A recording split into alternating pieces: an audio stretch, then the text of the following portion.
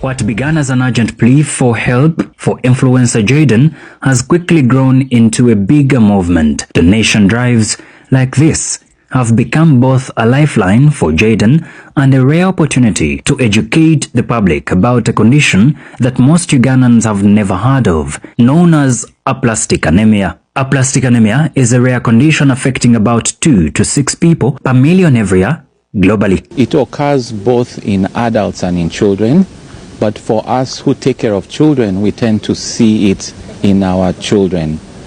It is rare in the sense that you may have maybe one child with aplastic anemia for every 1 million, and it tends to affect the bones. The bones produce blood, and in our blood we have different types of cells. There's the white cell, there's the red cell, and there are the platelets. The white cells, like many people may know, help to fight infections. The red cells build your blood level, and the platelets stop you from bleeding. So this condition stops the production of all these 3 groups of cells and cause you to have infections, to have low blood, and also bleed. But unlike iron deficiency anemia, which is far more common in Uganda, this one does not come from poor diet. It comes from bone marrow failure. If I may give you an example, our platelet numbers are between 150 to 400. These children come in with single digits, 3, 4, 5. So any small thing, if they just fall and hit their head, they will bleed into their brain. So that is how severe it is.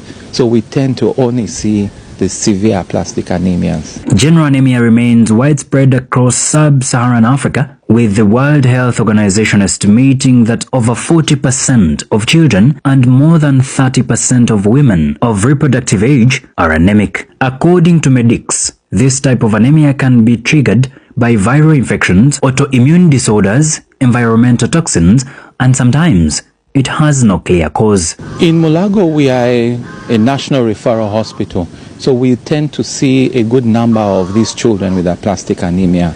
Every Wednesday we run a hematology or a blood clinic, and we see about 2 to 3 of them every Wednesday.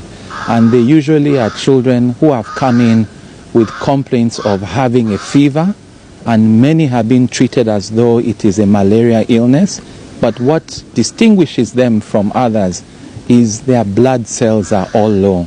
They bleed from their nose, they bleed from their mouths. Sometimes, in rare cases, they can also bleed into their brain. But the challenge we have with this condition is the treatment. We are not able to provide what we call the definitive treatment, which is a bone marrow transplant. Aplastic anemia treatment include medication to stimulate the bone marrow, but for severe cases like Jayden's, a bone marrow transplant is often the only chance of survival. The definitive treatment is bone marrow transplant, meaning that when you get a bone marrow transplant, you can be cured. We have other medicines that are available that can help prolong your life, but they are not able to cure you. There are even more expensive medications, which are some injections which you can receive, but they cost quite high, and they are almost as costly as doing a bone marrow transplant. So if I was to advise, and you're able to accumulate that money, you would rather do a bone marrow transplant than to start on these injections.